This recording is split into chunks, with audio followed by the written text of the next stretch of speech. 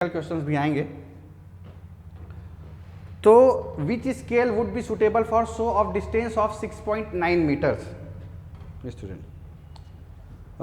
तो इसको ऑफ कर दीजिए 2 मिनट, है ना। 6.9 मीटर। तो हम 4 प्रकार के स्केल पढ़े हैं, 4 टाइप्स के स्केल पढ़े हैं। Plain scale, diagonal scale, comparative scale और वर्नियर स्केल। एक लेंथ ऑफ कॉर्ड्स भी होता है जिसको हम स्केल की श्रेणी में लेते हैं। तो 5वां टाइप से हो गया, ठीक है। तो ये 6.9 मीटर जो है कौन से स्केल से एग्जैक्ट रिप्रेजेंट होगा, ठीक है। तो हम सबसे पहले आते हैं प्लेन स्केल में। प्लेन स्केल में ये रिप्रेजेंट होता है, बिल्कुल होता है, मैंने आपको बताया है, ठीक है। दूसरा ऑप्शन है डायगोनल। और प्लेन स्केल जो है 2 यूनिट्स के बीच काम करता है, 2 यूनिट्स के बीच, है ना। डायगोनल स्केल 3 यूनिट्स के बीच काम करता है ना।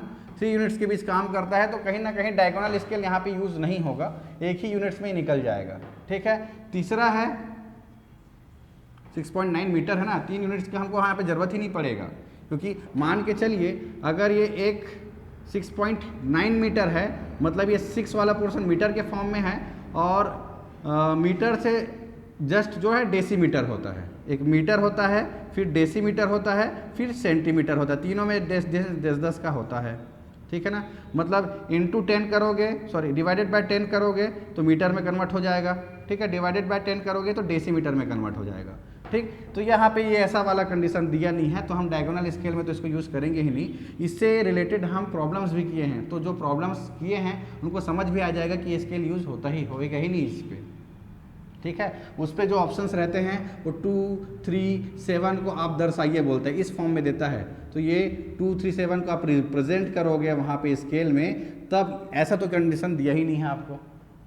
प्लेन स्केल में देता है इस टाइप के क्वेश्चंस। कंपैरेटिव स्केल में 2 डिफरेंट यूनिट्स रहता है।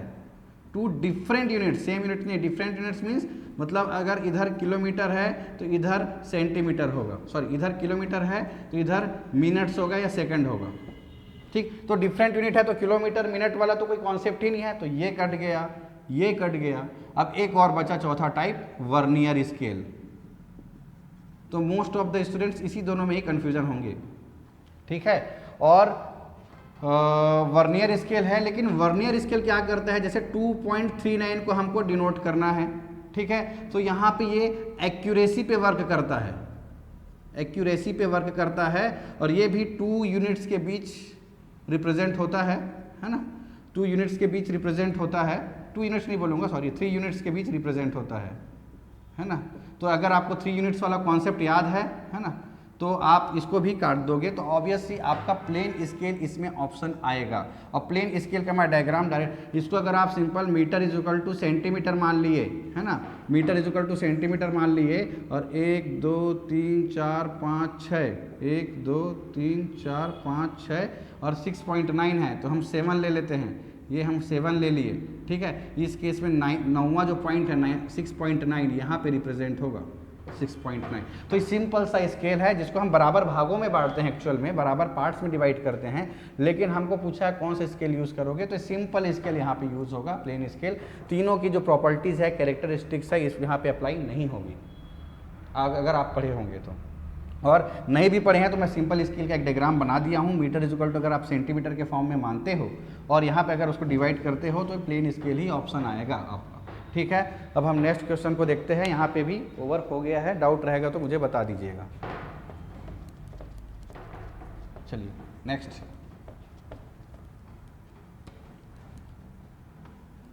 इजी क्वेश्चन है, अगर आप पूरा डेप्थ में गए हो तो 1-2 क्वेश्चन बस नहीं बनेंगे, 25 में 20 तो आसानी से बनेंगे जी। 25 में 20 आपसे बन ही जाएंगे। और पिछले बार 2016 में इससे इजी पेपर पूछा था, तो मैं तो अभी टफ ही पूछ रहा हूँ, ठीक है। वो मॉड्यूल 1 बस का है। Which of the following component is important for determining the size of the letter, ठीक है। साइज ऑफ द लेटर में एक ए एंड बी टाइप के लेटर में बताया था, ए एंड बी टाइप के लेटर, है ना। एक लेटर होता था प्लेन हॉरिजॉन्टल वाला और दूसरा था इंक्लाइंड वाला। ये इंक्लाइंड वाले पोर्शन से पीएससी 2016 में क्वेश्चन आए थे कि कितना डिग्री इंक्लिनेशन होता है, लेकिन हमने यहाँ क्वेश्चन वो नहीं पूछा है, हमने क्वेश्चन पूछा कि डिस्क्राइब किससे होता है लेटर। तो आप ध्यान दीजिएगा, मैंने पूरा वीडियो में बताया था, जैसे मैं यहाँ पे लिख रहा हूँ मेन बाहुबली, कैपिटल लेटर लिख रहा हूँ बाहु, ठीक है, बाहुबली लिख रहा हूँ। तो ये जनरली जो डिस्क्राइब होते हैं it's represented by it's height. मैं इसको अलग से अंडरलाइन करवा के हमारे वीडियो में बताया था कि हाइट से रिप्रेजेंट होता है, और आपको डायरेक्ट यहाँ से क्वेश्चन आया हुआ हाइट। तो आप कुछ नहीं करेंगे, आपको पता है बाहुबली वाला कॉन्सेप्ट बताया था, बाहुबली लिखवाया था, वहाँ पे एच लिखवाया था, ए लिखवाया था, अलग अलग चीज़ें थी, लेकिन डायरेक्ट क्वेश्चन पूछ दिया है कि कौन सा रिप्रेजेंटेशन होगा किसी लेटर्स को, साइज को रिप्रेजेंट करने के लिए, तो वो हाइट है, ठीक है। तो अब हम नेक्स्ट मूव करते हैं, हमारे पास टाइम कम है, तो 12वां क्वेश्चन करते हैं। Which group of lines are according to the thickness on drawing sheets of A3? ठीक है, A3 टाइप के ड्राइंग शीट्स के लिए आप क्या यूज करोगे वो है। तो सीधी सी बात है, ये क्वेश्चन हिडन था, ये जो क्वेश्चन है वो हिडन है। अब हिडन कैसे है कि आपको कुछ क्वेश्चंस वीडियो से मिलेंगे, कुछ क्वेश्चंस यहाँ ऑब्जेक्टिव टाइप से मिलेंगे, और दोनों मिला के 100% आपका सिलेबस कवर होगा, इसलिए आप किसी भी एक सेक्शन को छोड़ नहीं सकते, ठीक है। और क्या पता डायरेक्ट क्वेश्चन फंस जाए यहाँ से। तो मैं बताना चाहूँगा कि A0 टाइप का एक पेपर होता है, A0 1189 841 वाला जो हो गया है ना, और A1 होता है, A2 मैं नहीं लिख रहा हूँ, A3 होता है, और ये A4 होता है ना।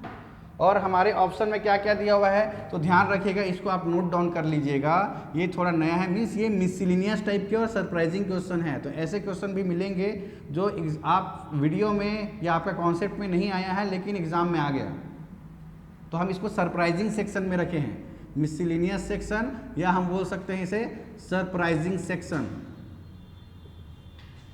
ठीक। तो ये इस टाइप का है कि जो A0 है, A0 में आप जो थिकनेस यूज करते हो किसी भी लेटर को लिखने के लिए, है ना, किसी भी लाइन को लिखने के लिए जो उसकी मोटाई यूज करते हो, थिकनेस, ये थिकनेस, तो A0 शीट्स के लिए 1.2 डायरेक्ट याद रख लीजिए, रटने वाला है ये।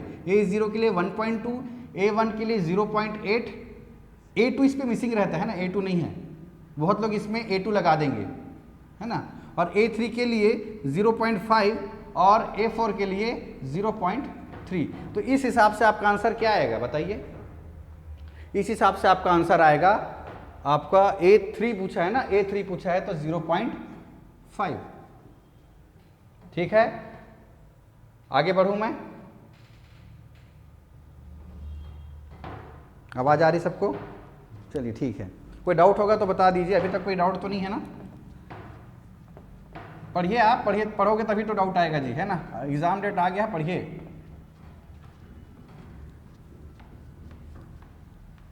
चलिए अब आते हैं रिप्रेजेंटिंग फैक्टर RF दे दिया है वैल्यू, ये डायरेक्ट सॉल्व है, न्यूमेरिकल पोर्शन है, 1/3200, ठीक है। And the length is 16 centimetre, ठीक है। लेंथ, अभी क्या लेंथ दिया है हमें पता नहीं है। At the most of the distance can be measured by this scale, है ना। Most of the length means L maximum आपको फाइंड करना है, और जो दिया हुआ है वो गिवन डाटा सबसे पहले आप लिखोगे, गिवन डाटा लिखोगे तो आपके दिमाग की बत्ती जलेगी, क्या फाइंड करना है क्या फाइंड नहीं करना है। तो इसलिए पहले सिर्फ कोई भी न्यूमेरिकल आता है तो एक स्ट्रेटजी बता रहा हूँ कि आप न्यूमेरिकल को देख के वहीं से दिमाग में सॉल्यूशन करना चालू मत करो। अब जब भी न्यूमेरिकल देखते हो तो प्यार से आप सबसे पहले गिवन लिखिए, प्यार से सबसे पहले गिवन लिखिए, आपकी दिमाग की बत्ती ऐसी चल जाएगी, है ना, मिनटोस खाने की जरूरत नहीं पड़ेगी आपको, ठीक है। तो L मैक्सिमम है, L मैक्सिमम है तो फाइंड, बचा क्या हमारा फॉर्मूला है लेंथ ऑफ स्केल, तो लेंथ ऑफ स्केल दे दिया है आपको, कितना दिया हुआ है 16 सेंटीमीटर, ठीक है। 16 सेंटीमीटर को मैं मीटर में कन्वर्ट कर देता हूं क्योंकि हमारा ऑप्शन मीटर में भी है, ठीक। तो length of scale is equal to होता है RF into L maximum, L maximum find करना है।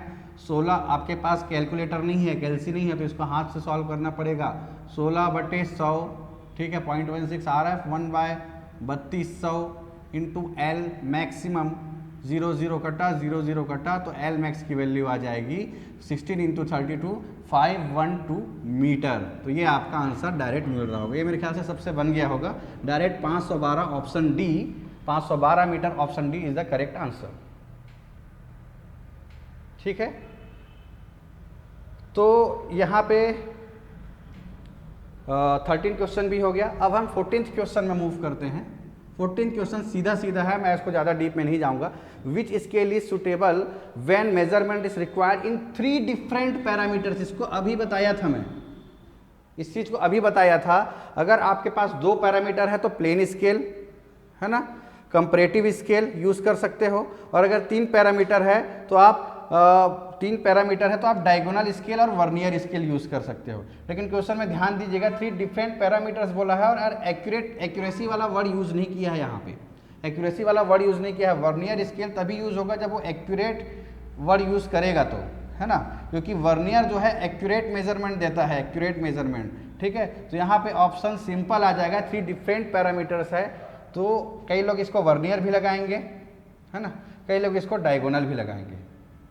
हुआ होगा आप लोग के साथ, कई लोग इसको वर्नियर भी लगाएंगे, डायगोनल भी लगाएंगे, लेकिन यहाँ पे एक्यूरेट 3 डायमेंशनल पैरामीटर्स या एक्यूरेट मेजरमेंट वर्ड यूज नहीं किया है। तो जब तक एक्यूरेट मेजरमेंट या फ्रैक्शनल, वर्नियर जो है फ्रैक्शनल पैरामीटर्स को भी मेजरमेंट अच्छे से करता है, और मेजरमेंट अच्छे से मतलब एक्यूरेसी से। तो चाहे वो फ्रैक्शनल यूज नहीं किया है, एक्यूरेसी वर्ड यूज नहीं किया है, मतलब सीधी सी बात है, इसका आंसर ऑप्शन बी होगा। ठीक है, आपके आंसर शीट में यही आंसर आया कि नहीं आया, देखिए। चलिए, आया होगा आई थिंक। अब 15वां क्वेश्चन है, which of the following information is needed to make a scale.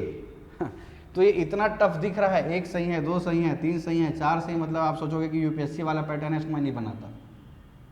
Generally इस टाइप के ऑप्शंस देख के लोग जैसे आज सीजीपीएससी को यूपीएससी से कंपेयर कर रहे हैं। देखिए, दोनों की थिंकिंग अलग है, दोनों की लेवल अलग है। अब दोनों में कौन बेटर है इस पर हम डिस्कशन नहीं कर रहे हैं। हम यहाँ पे, हमारा मेन मकसद है कि यहाँ पे आपसे क्वेश्चन सॉल्व होने चाहिए, आंसर सही होने चाहिए। ठीक है, तो सीधी सी बात है, डायरेक्ट आप जानते हो length of scale is equal to RF into L max. ये फॉर्मूला है, उसी फॉर्मूले से यूज होगा। Representing factor of scale, yes 1 is right. Units to be expressed, yes units होना चाहिए मीटर सेंटीमीटर, तभी तो आप सॉल्व करोगे। तो ये हिडन था, तो सेकंड भी correct, second is also correct. And height of the scale, height of the scale पूछा है क्या, नहीं, इसमें कभी भी हाइट वाइट नहीं पूछता है, लेंथ पूछता है ये। ठीक है, तो तीसरा ऑप्शन गलत हो गया, है ना, तो तीसरा ऑप्शन नहीं आएगा। और चौथा option maximum distance to be measured, yes L maximum, तो 1 2 4, which option is correct my dear student, 1 2 4, option is B, 1 2 4 only. ठीक है, एकदम सिंपल सा क्वेश्चन था, लेकिन अगर आप इसको डीप में एनालिसिस नहीं करोगे, जब तक ये फॉर्मूला याद नहीं आएगा तब तक नहीं बनेगा, है ना। तो आप पूरे चीज़ों को अच्छे से समझिए, एनालिसिस कीजिए, थोड़ा टाइम दीजिए, 10 सेकेंड भी नहीं लग रहा है क्वेश्चन को बनने में, है ना। ठीक है, ऊपर कीजिए 2 मिनट। अब ये बढ़िया क्वेश्चन है, अब थोड़ा एनालिटिकल थिंकिंग वाले क्वेश्चंस आ गए हैं, तो मैं इसे इस टाइप के क्वेश्चंस को सॉल्व करता हूँ। ठीक है, इसके थोड़ा ज़्यादा स्पेस चाहिए मुझे। आप प्रैक्टिस कीजिए पूरे क्वेश्चन जितना, देखिए सिर्फ वीडियो देखने से ही आपको सक्सेस नहीं मिलेगा, आपको एग्जाम में सिलेक्शन नहीं होगा, या नोट्स बनाने से ही सिलेक्शन नहीं होगा। आपको नंबर ऑफ ऑब्जेक्टिव क्वेश्चंस जो हैं ज़्यादा करने पड़ेंगे, कहीं से भी मिले ऑब्जेक्टिव क्वेश्चंस। कोई भी बुक को उठाइए, और बुक उठाने की जरूरत नहीं है, हम इतने क्वेश्चंस देंगे आपको, इतने क्वेश्चंस देंगे आपके, आप थक जाओगे लेकिन क्वेश्चन खत्म नहीं होगा। ठीक है, तो डोंट वरी, हम बहुत सारे क्वेश्चन देंगे आपको। अब क्वेश्चन दिया हुआ, a wheel of diameter 2.5 centimetre moves on a stationary wheel of diameter 7.5 metre, the number of epicycloid. तो एपिसर्कुलाइड क्या होता है, एपिसर्कुलाइड मीन्स एक बड़ा डायमीटर का सर्कल होता है, उसके ऊपर एक छोटे डायमीटर का सर्कल रोल करेगा। ठीक है, यही एपिसर्कुलाइड होता है ना। तो ध्यान दीजिएगा कि ये बड़े का डायमीटर कितना दिया हुआ है, डायमीटर वहाँ यूनिट नहीं दिया हुआ है, वो मिसप्रिंट है, 7.5 सेंटीमीटर। ठीक है, और ये छोटे वाले का डायमीटर कितना दिया हुआ है, छोटे वाले का डायमीटर थोड़ा बड़ा बना देता हूँ, ये दिया है आपका 2.5 सेंटीमीटर। अब आपको डायग्राम बनाना पड़ेगा ना, क्वेश्चन में जो पूछा है उसके आप डायग्राम बनाओगे तो इसको कोई 10वीं या 8वीं क्लास का बच्चा भी सॉल्व कर देगा। ईडी पढ़ने की जरूरत ही नहीं है इसमें। एपिसोक्लिड लिख दिया तो क्या ईडी वाले हैं? नहीं है। एपिसोक्लिड मीन्स एक बड़े सर्कल की, एक सर्कल बड़े सर्कल के ऊपर छोटा सर्कल उसके ऊपर रोल करेगा और जो कर्व जनरेट होगा वो कर्व जनरेशन आपका एपिसोक्लाइड कहलाता है। ठीक है, तो यहाँ कर्व जनरेशन वगैरह कुछ नहीं पूछा है कि नंबर ऑफ एपिसोक्लाइड लूप्स, ये लूप्स कितने, मतलब इस पूरे बड़े सर्कल में कितना लूप, कितना घूमेगा, ये कितना चक्कर मारेगा ये छोटा सर्कल। सीधी सी बात है, ये 2.5 सेंटीमीटर और ये 7.5 सेंटीमीटर, 2.5 सेंटीमीटर और 7.5 सेंटीमीटर, ये 3 गुना है। 2.5 इंटू 3 करो कितना आएगा? 7.5। तो इसको मैं अगर डायग्राम से सॉल्व करूं तो मान के चलिए कि एक बार यहाँ आया, एक पूरा रोल किया सर्कल, ठीक है, जैसे ए पॉइंट यहीं पे है ना, फिर से रोल किया, फिर ये 2.5 सेंटीमीटर वाला जो सर्कल है फिर से यहीं पे आया, फिर ए पॉइंट दूसरा यहाँ पे हो गया, तो एक रोल, ये दूसरा रोल किया ये, तो यहाँ पे आएगा। और जब तीसरा रोल करेगा, क्योंकि 2.5 इंटू 3 करोगे तो 7.5 होता है, मीन्स इसको हमको बराबर बनाने के लिए इंटू 3 का गुना करना पड़ेगा। मतलब एक बार यहाँ घुमा कंप्लीट, एक 1 रिवॉल्यूशन यहाँ पे हुआ है ना, सेकेंड रिवॉल्यूशन यहाँ पे हुआ और थर्ड रिवॉल्यूशन फिर से इसी जगह पे होगा। थर्ड रिवॉल्यूशन यहाँ से यहाँ जाएगा तो फिर से एक रिवॉल्यूशन होगा। तो नंबर ऑफ टर्न्स कितने होंगे? Number of turns 3 option C is correct. Simple सा फंडा था, कोई दिक्कत नहीं थी। ठीक है, अब हम नेक्स्ट मूव करते हैं। नेक्स्ट मूव में आपको थोड़ा डेप्थ तक जाना पड़ेगा और डेप्थ में इंजीनियरिंग कर्व्स जो हैं, इंजीनियरिंग कर्व्स जो हैं, जो वीडियो डला हुआ है वहाँ से ये उठा हुआ है। ठीक है, तो क्वेश्चन क्या है देखते हैं। A stone thrown in the air at an angle makes a curve. एक पत्थर को हम हवे में फेंकते हैं और वो कर्व किस प्रकार का बनाता है, कुछ एंगल में फेंकते हैं और वो कर्व किस प्रकार का बनाता है। ठीक है, तो आप जानते हैं जब कभी भी किसी पत्थर को उछाला जाता है, ये फिजिक्स का कॉन्सेप्ट है, प्रोजेक्टाइल मोशन। ठीक है, जब किसी भी पत्थर को उछाला जाता है तो अप्रोक्सीमेट ये 45 डिग्री लगभग, अप्रोक्सीमेट 45 डिग्री लगभग ये उस एंगल में जाता है और प्रोजेक्टाइल मोशन करता है और आपको इनिशियल से फाइनल स्टेट पे चला जाता है। ठीक है, तो ये इसी कॉन्सेप्ट से बनेगा। हम क्या करते हैं, एक कोन बनाते हैं। कोन ही का प्रॉब्लम है एक्चुअल में। इन्वॉल्व पैराबोला, स्पाइरल, सर्कल, ये सब कोन से आते हैं। तो एक कोन बनाते हैं हम, ये डायरेक्ट्रिक्स है, डायरेक्ट्रिक्स सर्कल बोलते हैं जिसे हम, और ये वाला है जनरेटिक्स सर्कल, जनरेटिक्स लाइन, नॉट सर्कल। ठीक है, अब क्या करते हैं, अब क्वेश्चन में क्या दिया हुआ है कि वो ऐसे पत्थर मारता है कि वो कुछ एंगल में एक कर्व बनाता है। तो ध्यान दीजिएगा माय डियर स्टूडेंट्स, जब कभी भी, है ना, 2 मिनट, ठीक है, जब कभी भी, जब ये लगभग 45 डिग्री का लगभग होता है, अप्रॉक्सीमेट वैल्यू बता रहा हूँ, है ना। तो जब कभी भी आप वो पत्थर मारा तो इस शेप में आया, है ना, और इस शेप में आया तो ये यहाँ पे ये एक्स एक्स है, मतलब ये कटिंग लाइन है, और यहाँ से जो कर्व बनता है, ये कर्व बनता है, इसे हम बोलते हैं पैराबोला। ठीक है, इस सेक्शन को हम, तो वो कोन वाले कॉन्सेप्ट से हमारा क्लियर हुआ है कि वो पैराबोला मीन्स, अगर हम बात करें बीटा अल्फा के कॉन्सेप्ट में, है ना, बीटा अल्फा के कॉन्सेप्ट में, तो beta is equal to alpha वाला कॉन्सेप्ट यहाँ पे यूज होगा। ठीक है, सबसे पहले तो beta is less than alpha होता है एलिप्स के केस में। ठीक, ये है पैराबोला के केस में, तो ये वाला कॉन्सेप्ट आपका यूज हो जाएगा, beta is equal to alpha वाला। ठीक है, और वो पत्थर उसी मोशन से जाता है, तो कहीं ना कहीं ये कॉन्सेप्ट इससे इंटरसेक्ट कर रहा है, इससे इंटरकनेक्ट हो रहा है, नॉट इंटरसेक्ट, इंटरकनेक्ट कर रहा है, और आपका पैराबोला वाला ऑप्शन सही ऑप्शन रहेगा। ठीक है, हम आगे मूव करते हैं 18वें क्वेश्चन में। The curve drawn by a point, थोड़ा ट्रिकी क्वेश्चन था ये, है ना। The curve drawn by a point on the rim of bicycle tyre will be while the cycle moves on the straight horizontal road। तो ये अगर सबका concept सही होगा तो ये क्या है जी, एक स्ट्रेट रोड है, स्ट्रेट रोड है, स्ट्रेट रोड है ना, स्ट्रेट रोड है, ठीक, स्ट्रेट रोड है और उस पर क्या कर रहा है, एक बाइसिकल का टायर मूव कर रहा है, ठीक है। बाइसिकल का टायर का भी ए पॉइंट यहाँ था, ठीक है, फिर मूव किया, फिर ये बी ए पॉइंट यहाँ पे आ गया, फिर मूव किया ये, फिर ए पॉइंट यहाँ पे आ गया, ठीक है। पूरा प्रैक्टिकली बता रहा हूँ, एप्लीकेशन वाला सब्जेक्ट है ये पूरा, ये भी ठीक। ये ए पॉइंट यहाँ पे आ गया और फाइनली जब आप फाइनल पोजीशन दोगे तो ए पॉइंट आपका यहाँ पे आ जाएगा और इसको पकड़ के आप कर्व बनाओ, इसको पकड़ के आप कर्व बनाओ तो जो कर्व जनरेशन कहलाता है, ये कौन सा जनरेशन कहलाता है बताइए, मैं आपको पूरा हिंट दे दिया हूँ। तो ये ऑप्शन है साइक्लॉइड, इनवॉल्यूट बोल देंगे कई लोग, ठीक है। इसमें कुछ नहीं बोला था, सिर्फ ना 2016 में सिंपल सा पूछ दिया था ना कि वो अगर एक फ्लैट पाथ पे रोटेट हो रहा है और कर्व जनरेशन कर रहा है तो कौन सा प्रोफाइल बनेगा। लेकिन यहाँ पे हमने वैसा सिंपल क्वेश्चन नहीं दिया था, एप्लीकेशन फॉर्म में दे दिया है कि एक साइकिल मूव कर रहा है एक सीधी प्लेन सरफेस पे और एक पॉइंट से एक जनरेशन जो हो रहा है, कर्व जनरेशन जो हो रहा है, जनरेट हो रहा है, तो कौन सा होगा, तो option D is correct, cycloid, ठीक है। हम आगे मूव करें।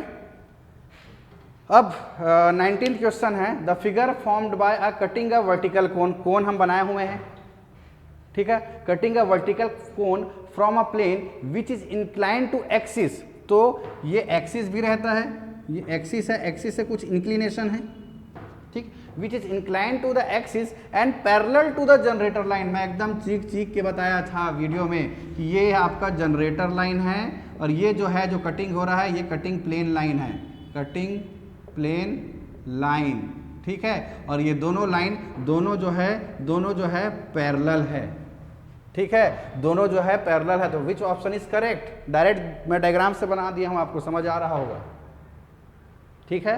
तो आपको समझ आ रहा होगा तो ऑप्शन बी, सॉरी ऑप्शन, हाँ yes B, option B is parabola, तो ये ऑप्शन आपका सही है। डायरेक्ट जनरेशन ऑफ कर्व से फंसा है क्वेश्चन यहाँ से। अगर ये कॉन्सेप्ट क्लियर रहेगा कि कैसे कट करना है, अगर आप हॉरिजॉन्टल कट कर रहे हो तो सर्कल मिल जाएगा, इंक्लाइन कट कर रहे हो तो एलिप्स मिलेगा, इस कंडीशन में पैराबोला मिलेगा, इस कंडीशन में beta is greater than alpha, rectangular hyperbola hyperbola बस मिलेगा, है ना। और लास्ट वाले एक और केस आता है रेक्टेंगुलर हाइपरबोला, उसको भी मैं बताया हूँ, जहाँ पे अंतः स्पर्शी, है ना, एसिम्टोट्स बोलते हैं, एसिम्टोट्स से भी क्वेश्चंस आ सकते हैं। अगर वो IIT JEE का होगा क्वेश्चन चेकर, है ना, क्वेश्चन जो सेट किया होगा तो एसिम्टोट से भी क्वेश्चन दे सकता है वो, क्योंकि वो कहीं ना कहीं आपकी इंटरकनेक्ट है ये सबसे, और वो एसिम्टोट्स एक्चुअल में IIT JEE का टॉपिक है वो एसिम्टोट्स, अंतः स्पर्शी बोलते हैं जिसे हम, ठीक है। तो उतना डीप में भी नहीं पूछा हूँ मैं क्वेश्चन इस बार, क्वेश्चन जो है सिंपल पूछा गया है कि पैराबोला वाला कॉन्सेप्ट था यहाँ पे, और ऑप्शन बी इज करेक्ट, ठीक। नेक्स्ट मूव करते हैं। सेम क्वेश्चन आया हुआ, क्वेश्चन 20वां, यहाँ पे भी सेम क्वेश्चन आया, तब भी लोगों ने इसको सही नहीं बनाया होगा। A bicycle running on the straight road then curve traced by the point of the tyre will be, same question था, डबल, बस उसके पूछने का तरीका अलग था, ठीक है। और क्वेश्चन आपका साइक्लॉइड होगा, इसको एक्चुअल में देना नहीं था, लेकिन चलिए ठीक है, आपके लिए ईजी था, नो प्रॉब्लम, ठीक। अब मैं जो बोल रहा हूँ कि आप लोग ना एनालिसिस नहीं कर रहे हो, पढ़ नहीं रहे हो, कैसे नहीं पढ़ रहे हो मुझे कैसे पता चला। क्वेश्चन नंबर 21 पढ़िए, क्या मिसिंग है बताइए, और बताइए, कोई भी एक बताइए क्या मिसिंग है क्वेश्चन नंबर 21 में। तो मैं 3 डेज से जब इसको मैं शेयर किया हूँ, है ना, तो आपको बताना चाहिए था इसमें फिगर मिसिंग है, मैं जानबूझ के किया था क्योंकि मुझे पता तो चले कि आप लोग पढ़ रहे हो कि नहीं पढ़ रहे हो, है ना। तो मैं एक बार फिगर बना लेता हूँ, 2 मिनट होल्ड कीजिए, है ना।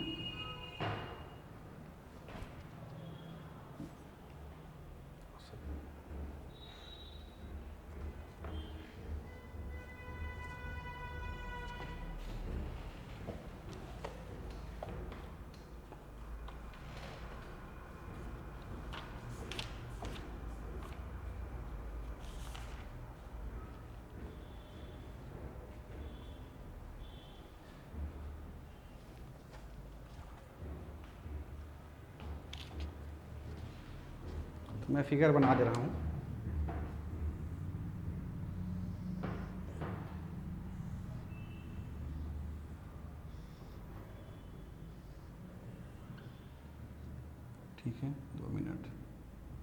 इस टाइप का कोई था। और क्वेश्चन में क्या पूछा है, द लोकेशन डायमेंशंस, एक दो प्रकार के डायमेंशंस हम पढ़े थे, लोकेशन और साइज ऑफ द डायमेंशंस। ठीक है,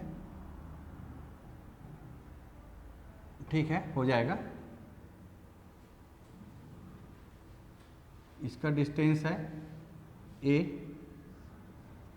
ठीक, इसका डिस्टेंस है b, और इसका डिस्टेंस है, चलिए मैं मान लेता हूँ c। मैं डायमेंशनिंग एग्जैक्ट नहीं कर रहा हूँ, आपको थोड़ा जल्दी बना रहा हूँ करके। और इसका डिस्टेंस है, डायमेंशनिंग में एक ही तरीके से करूँ तो ज़्यादा बेहतर है। चलिए a b c, है ना, और क्योंकि डायमेंशनिंग के रूल को हम फॉलो कर लेते हैं इंजीनियरिंग ड्राइंग है तो, ठीक, और ये d, ठीक है।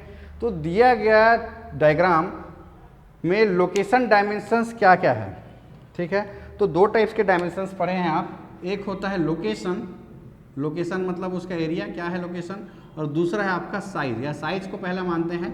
तो ध्यान दीजिएगा, जब कभी भी मैं आपको बताया था, ये एक्चुअल में डेफिनेशन पोर्शन में बताया था आपको मैं, कि जब कभी भी किसी वो साइज को रिप्रेजेंट करे तो ऐसा डायमेंशनिंग आपका साइज कहलाता है। तो ध्यान दीजिएगा, यहाँ पे कोई साइज को कर रहा है क्या, पहले लोकेशन को हम बात देख लेते हैं।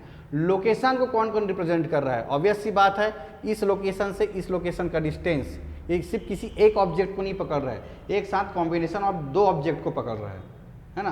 तो जब कॉम्बिनेशन ऑफ दो ऑब्जेक्ट को पकड़े मतलब वो लोकेशन है। सीधी सी बात है, आपको बिलासपुर से रायपुर जाना है, आपको जाना है बिलासपुर से रायपुर, तो आप क्या करोगे, रायपुर से बिलासपुर दोनों लोकेशन को तो पकड़ोगे, फिर डिस्टेंस मेजर करोगे, ठीक है। या रायपुर से भिलाई जाना है तो आप रायपुर से भिलाई का एक दो लोकेशन अलग अलग पकड़ोगे, स्टार्टिंग पॉइंट, एंड पॉइंट, उसके बाद दोनों की जो दूरी रहेगी, दोनों का जो डिस्टेंस रहेगा, ठीक है, वो ऐसा रहेगा, ठीक है। तो कोई यहाँ पे अब आपका लोकेशन है तो ऑब्वियस सी बात है, ये आपका एक एंड है भिलाई, एक एंड है रायपुर, ठीक है, तो लोकेशन, ठीक है। दूसरा पॉइंट है भिलाई, तीसरा है नांदगांव, राजनांदगांव, तो ये ए पॉइंट लोकेशन ही शो हो रहा है यहाँ पे, है ना।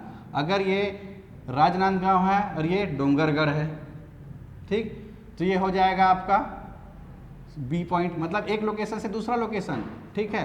और 2 मिनट ध्यान दीजिएगा, all A B C D, थोड़ा सा इसी पोर्शन में से डायग्राम शायद गलत बना है ना, जैसे डायग्राम दिया हुआ है इसको हम ऐसे बना लेते हैं, ठीक है, ये अकॉर्डिंग टू दिस ये सी है, और आप बीच में कहीं मान के चलिए ये आपका नांदगांव है, भिलाई है, बीच में कहीं रसमड़ा वगैरह पड़ रहा होगा, और यहाँ पे आपका भिलाई, मैं जस्ट सिटी का नाम ले रहा हूँ। तो एक लोकेशन से दूसरे लोकेशन में जाने के लिए, या कॉम्बिनेशन ऑफ दो ऑब्जेक्ट जब हम पकड़ते हैं, ठीक है, कॉम्बिनेशन ऑफ दो ऑब्जेक्ट जब पकड़ते हैं तो उस केस में दोनों कॉम्बिनेशन में हम लोकेशन वाले को सही मानते हैं। अब साइज क्या होता, तो ऑप्शन हमारा कौन सा करेक्ट है, all A B C D, ठीक है। अगर मान के चलिए कि यहाँ पे ये सी को सिर्फ यहाँ पे दे देता, ठीक है, तब ये एक्चुअल में मतलब किसी पर्टिकुलर किसी शहर को बस दर्शाता, एक ही शहर को, दो शहर को नहीं दर्शाता, मैं एग्जांपल जो दिया हूँ उसके हिसाब से, ठीक है। तो उस कंडीशन में ये साइज को रिप्रेजेंट करता, लेकिन हमारे क्वेश्चन में क्या है, हमारे क्वेश्चन में यहाँ से यहाँ, ठीक। तो all option A B C D is correct, ठीक है, option D all A B C D is correct. तो यहाँ पे मूव करता हूँ, यूनिडायरेक्शनल मेथड्स इज बेनिफिशियल, ये डायरेक्ट हमारे नोट्स से आया हुआ है।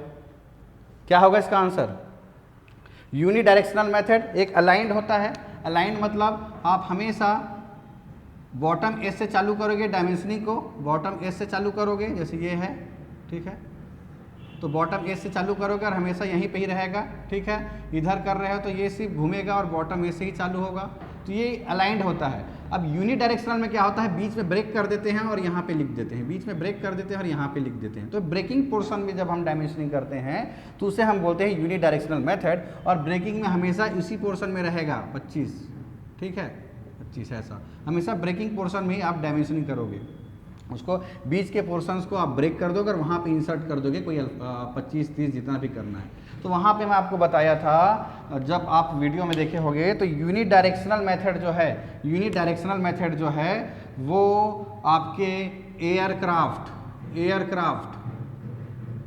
ऑटोमोबाइल, मतलब सीधी सी बात है, एयरक्राफ्ट ऑटोमोबाइल मतलब ये लार्ज पार्ट्स में यूज़ होता है। आप पढ़ेंगे, है ना, जिन लोगों ने वीडियो नहीं देखा होगा डोंट वरी, है ना, मैंने क्वेश्चन पहले ही बता दिया है, ठीक है, तो आपको अब वो मिल जाएंगे आने वाले टाइम में। तो हमारा टारगेट यही रहेगा कि इस ऑब्जेक्टिव सीट्स को पहले लॉन्च कर दे, ताकि आप जब पढ़ते चलें तो आपको समझ आ जाएगा कि हाँ ये था क्वेश्चन। तो क्या होगा, ऑप्शन बी इज करेक्ट, ठीक है। अब 23 क्वेश्चंस को देखते हैं, 23वें क्वेश्चन को देखते हैं कि अगर आपके पास ये डायमेंशनिंग, जब डायमेंशनिंग जो टॉपिक है, डायमेंशनिंग के रूल्स होते हैं, 8-10 रूल होते हैं और प्रैक्टिकल प्रॉब्लम्स भी बहुत ज़्यादा होते हैं उसमें, ठीक है। तो जब आप डायमेंशनिंग के जो रूल्स होते हैं, उस डायमेंशनिंग के रूल्स में अगर आपके पास जगह कम है, स्पेस कम है ना, अगर आपके पास स्पेस कम है तो आप कौन सा डायमेंशनिंग मेथड यूज़ करोगे, इसको भी हम डिटेल में डिस्कस किए हुए हैं। तो आप ए वाला ऑप्शन भी यूज़ करोगे, बी वाला ऑप्शन भी यूज़ करोगे, सी वाला ऑप्शन भी यूज़ करोगे, तो option D is correct, all of the above, ठीक है। अगर आपके पास स्पेस कम है तो आप इस तीनों प्रकार के टाइप्स को आप यूज़ करोगे और ऑप्शन डी इज़ करेक्ट, है ना। अब क्वेश्चन नंबर 24, ठीक है, तो मैं आपको बताया हूँ, ये जनरली मान के चलिए एक डायग्राम बना रहा हूँ, ठीक, थोड़ा सा नॉइस आएगा बाहर का, तो थोड़ा सा आप उसको अवॉइड कीजिए। और ये होता है आपका स्फीयर, और स्फीयर में रेडियस है ये, है ना। तो स्फीयर में रेडियस है, तो इसको रिप्रेजेंट करने के लिए हम कौन सा मेथड यूज़ करते हैं, ABCD, आपको पता ही नहीं है ये, तो आपको आप ये वाला यूज़ करोगे, स्फीयर पूरा लिखोगे और डैश आर, ठीक है, स्फीयर पूरा यूज़ करोगे और डैश आर, मतलब ऑप्शन सी इज करेक्ट। ये आपको मिल जाएगा हमारे प्रैक्टिस शीट में, हमारे वीडियोस में, ठीक है। और 25 क्वेश्चन है, 25th क्वेश्चन है, अगर आप कोई स्क्रू थ्रेड बना रहे हो, ठीक है, स्क्रू थ्रेड ऐसा टाइप का है मान के चलो, ठीक है,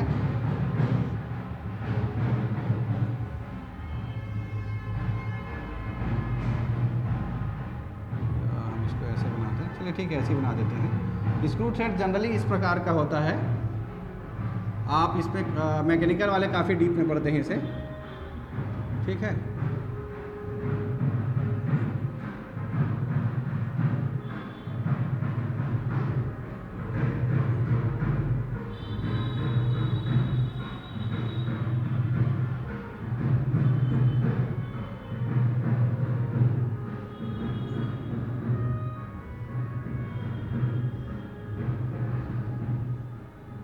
ये होता है आपका स्क्रू थ्रेड, ठीक, ये जनरली इस प्रकार का, जो नट स्क्रू वाला है, जो ये वाला इस टाइप का है, 2 मिनट दूसरा यूज़ कर ले रहा हूँ।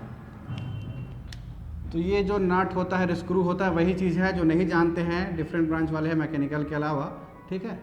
तो ये लगभग थ्रेड होता है, तो इसी थ्रेड को मैंने जूम करके दिखाया है, ठीक है। तो जनरली जब थ्रेड के भी टाइप्स होते हैं, मैट्रिक थ्रेड, एक्मे थ्रेड, है ना, स्क्वायर थ्रेड होते हैं, तो जनरली उसका आपको देखो डीप में ज़्यादा नहीं पढ़ना है, क्योंकि ये सभी ब्रांच के लिए है, तो उतना डीप में नहीं पढ़ना है। तो जनरली इसको रिप्रेजेंट ऐसे करते हैं कि जो प्रकार है, कौन से टाइप का थ्रेड है, वो पहले आता है, मतलब मैट्रिक टाइप का थ्रेड पहले आएगा, ठीक है। उस थ्रेड की मैक्सिमम डायमीटर, मिनिमम डायमीटर वाला जो कॉन्सेप्ट है ना, तो मैक्सिमम डायमीटर, मेजर डायमीटर बोलते हैं, मेजर डाया या नॉमिनल डाया, नॉमिनल डाया या मेजर डाया, उसको बाद में लिखते हैं, ठीक है। उसके बाद भी अगर कुछ और रिप्रेजेंटेशन है तो वो पिच डाया होता है, पिच डाया, जैसे यहाँ पे 5 होता कुछ और कोई वैल्यू होती 5, ठीक है। तो ये 24 जो है वो मेजर डाया है। मेजर डाया मीन्स यहाँ से लेके यहाँ तक का पूरा डिस्टेंस, ठीक है। पिच डाया मीन्स सीधी सी बात है, एक इमेजिनरी लाइन हम बना देते हैं, इमेजिनरी लाइन बना देते हैं और दोनों के बीच की दूरी मीन्स एवरेज डाया बोल सकते हैं हम, है ना। और एक लास्ट मिनिमम डाया होता है। तो जनरली जब हम पिच का हम थ्रेड का रिप्रेजेंटेशन करते हैं तो पहले हम नॉमिनल डाया को पहले लिखते हैं, फिर पिच डाया को लिखते हैं, और उसके बाद क्या है, कौन सा साइड में है, वो लेफ्ट हैंड डायरेक्शन है, LH जो है वो लेफ्ट हैंड होता है। तो ये जो लेफ्ट हैंड वाला जो है, लेफ्ट हैंड जो थ्रेड किस वे में है, लेफ्ट हैंड पोर्शन में है, तो वो LH का, RH भी हो सकता है, तो RH में ये ऐसे बनेगा थ्रेड, ठीक है। तो ये LH, लेकिन हमारे क्वेश्चन में पिच डाया दिया नहीं है तो डायरेक्टली आप LH ही यूज़ करोगे। तो LH तो ऑब्वियस सी बात है। तो सबसे पहले टाइप्स लिखते हैं, कौन से टाइप्स का आप यूज़ करते हो। दूसरे में लिखते हैं नॉमिनल डाया, तीसरे में पिच डाया और चौथे में डायरेक्शन लिखते हैं। चौथे में आपका डायरेक्शन लिखते हैं। तो ये डायमेंशनिंग का मेथड अगर आपको नहीं पता होगा तो आप इस क्वेश्चन को गलत बना दोगे। मैकेनिकल का है लेकिन आपको याद रखना है, इतना डीप में नहीं पढ़ना है ये वाले पोर्शन में आपको, लेकिन किसके बाद क्या यूज़ हो रहा है वो आपको पता रहना चाहिए। ठीक है, तो मैट्रिक थ्रेड M24LH मतलब ऑप्शन बी इज करेक्ट। ठीक है, तो यहाँ पे पूरे 25 क्वेश्चन सॉल्व हो गए हैं और टाइम भी हो रहा है। और किसी को पूरे सेशन में डाउट है तो अभी हम बात कर सकते हैं। ठीक है, 5 मिनट पे, उसके बाद एंड करेंगे सेशन को। किसी को कोई डाउट है? शायद कोई डाउट नहीं है। आई थिंक कोई डाउट नहीं है ना? Yes no?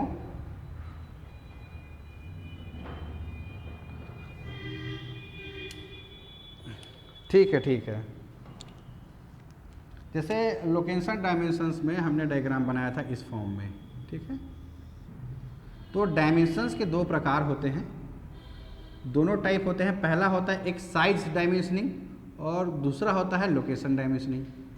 तो लोकेशन में वही है कि अगर आप लोकेशन को रिप्रेजेंट कर रहा है, अगर वो डायग्राम जो है और डायग्राम में जो डायमेंशनिंग है वो अगर लोकेशन को रिप्रेजेंट कर रहा है तो वो कहलाएगा आपका लोकेशन। तो हमारे में ये जो था ये वाला पोर्शन था A, ये वाला था आपका B। अब ये लोकेशन कैसे कर रहा है? ऑब्वियस सी बात है, लोकेशन मीन्स एक 2 ऑब्जेक्ट चाहिए, या तो बिलासपुर रायपुर चाहिए, या दुर्ग राजनांदगांव चाहिए, या बिलासपुर टू रायपुर चाहिए, है ना। तो ऐसे केस में क्या होता है कि आपको 2 पॉइंट चाहिए, 2 ऑब्जेक्ट चाहिए, और दोनों ऑब्जेक्ट के बीच जब कोई डायमेंशनिंग हो रहा है तो वो लोकेशन को ही रिप्रेजेंट करेगा। ठीक है, तो यहाँ पे जितना भी हो रहा है, अगर इसके एंड से मानो इसके एंड को, है ना, तो ये भी आपका C टाइप है, और यहाँ से मैं यहाँ मानूँ तो ये आपका D टाइप है। तो A, B, C, D हमेशा यहाँ पे भी 2 ऑब्जेक्ट मिल रहा है, इसका कोना और इसका सेंटर, इसका सेंटर और इसका सेंटर मिल रहा है, इस सर्कल से इस सर्कल का सेंटर मिल रहा है, या इस सर्कल के सेंटर से इस जो अंदर जो गेट टाइप का बना है उसका सेंटर मिल रहा है। तो कहीं ना कहीं वो पूरा जो है वो साइज को रिप्रेजेंट कर ही नहीं रहा है, पूरा जो है लोकेशन को रिप्रेजेंट कर रहा है, 2 ऑब्जेक्ट्स के कॉम्बिनेशन से बन रहा है। और अगर मैं साइज अगर बताऊँ मैं, तो साइज देखिएगा, सिर्फ साइज बताना है तो ये हो जाएगा साइज। ठीक, जिसे मैं ई पॉइंट दे रहा हूँ। अगर मैं सिर्फ साइज को रिप्रेजेंट करूँ तो ये F हो जाएगा। तो ये E और F जो है सिर्फ साइज को रिप्रेजेंट कर रहे हैं। एक ऑब्जेक्ट है, सिर्फ उसका डायमेंशंस को उसके शेप एंड साइज को बता रहा है। अगर जहाँ पे भी शेप एंड साइज को डायमेंशनिंग किया, बताया, वो रिप्रेजेंट किया, तो ऐसे डायमेंशनिंग को हम शेप एंड साइज डायमेंशनिंग कहते हैं। और अगर वो लोकेशन को रिप्रेजेंट कर रहा है, अगर वो लोकेशन को रिप्रेजेंट कर रहा है तो उसे लोकेशन डायमेंशनिंग बोलते हैं। ठीक है, और फंक्शनल डायमेंशनिंग बोलते हैं। तो लोकेशन और साइज के नाम से ही आता है ये। ठीक, तो दोनों आपको क्लियर हो गए होंगे। लोकेशन मीन्स वो लोकेशन को रिप्रेजेंट कर रहा है, साइज मीन्स किसी ऑब्जेक्ट के शेप एंड साइज को रिप्रेजेंट कर रहा है। तो ये E और F यहाँ पे साइज को रिप्रेजेंट कर रहा है, और A और B जो है लोकेशन को रिप्रेजेंट कर रहा है। आपको डायग्राम में दिख रहा होगा, ये एग्जैक्ट साइज बताएगा इसका E, एग्जैक्ट साइज बताएगा F। लेकिन अगर मैं इस सर्कल की मैं डायमीटर पता करना चाहूँ तो नहीं पता चलेगा इससे, लेकिन यहाँ से यहाँ की दूरी पता चल जाएगी, मतलब वो A लोकेशन हो गया। इस पॉइंट से इस पॉइंट की दूरी पता चल जाएगी। एग्जैक्ट मुझे साइज नहीं मिल रहा है, लेकिन आपको वो लोकेशन पता चल जाएगा। ठीक है, तो किसी का शेप एंड साइज के लिए हम shape and size dimensioning use करते हैं, और लोकेशन को पता करने के लिए हम लोकेशन डायमेंशनिंग यूज़ करते हैं। तो डायग्राम फॉर्म में दे सकता है क्वेश्चन नंबर 21। ठीक है, चलिए, और किसी को कोई डाउट है? चलिए, तो हम यहाँ पे सेशन को हम एंड करते हैं, और आई होप कि आपकी तैयारी अब स्पीड से हो गई होगी। एग्ज़ाम डेट आ चुका है ना। हम रेडी हैं, आप क्वेश्चंस पूछते जाइए, डाउट पूछते जाइए, हम उसको सॉल्व करेंगे। ठीक है, बताइए।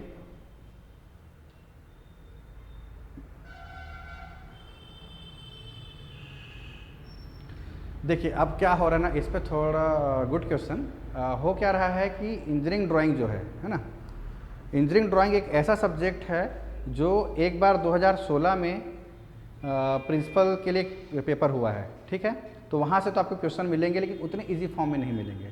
तो मैं आपको एक सजेस्ट कर सकता हूँ कि आप डिफरेंट स्टेट्स में जितने भी क्वेश्चंस हुए हैं, डिफरेंट स्टेट्स में जितने भी पेपर हुए हैं इंजीनियरिंग ड्राइंग से रिलेटेड, है ना, तो उस क्वेश्चंस को आप निकालिए और उसके एमसीक्यू को सॉल्व कीजिए, यही एक ऑप्शन है, ठीक है। आपको 10वीं 12वीं एनसीईआरटी के बुक में ईडी के क्वेश्चन नहीं मिलेंगे, या तो आप बुक में जाइए, एनडी भट्ट के पीछे जाइए, है ना, आर के धवन के पीछे जाइए और उस पर जो क्वेश्चन मिलेगा उसको सॉल्व कीजिए, ठीक है। तो आपको number of objective question solve ज़्यादा करने हैं, तो एक रेफरेंस बुक है उसके पीछे से मिल जाएंगे क्वेश्चन आपको, है ना, या आपको प्रीवियस पेपर एनालिसिस करोगे अदर स्टेट का, वहाँ से मिल जाएंगे आपको, ठीक है। तो यही इसका एक ऑप्शन है, नंबर ऑफ क्वेश्चन ज़्यादा सॉल्व कीजिए, वीडियोस को देखिए, तो आपको सक्सेस जरूर मिलेगा। 25 में आप 20 क्वेश्चन एनी हाउ सही बना लोगे आप सभी सब्जेक्ट में, ठीक है। तो हम इस सेशन को आज एंड करते हैं यहाँ पे। जुड़ने के लिए बहुत बहुत धन्यवाद, thank you. We will meet next our video session, okay, thank you.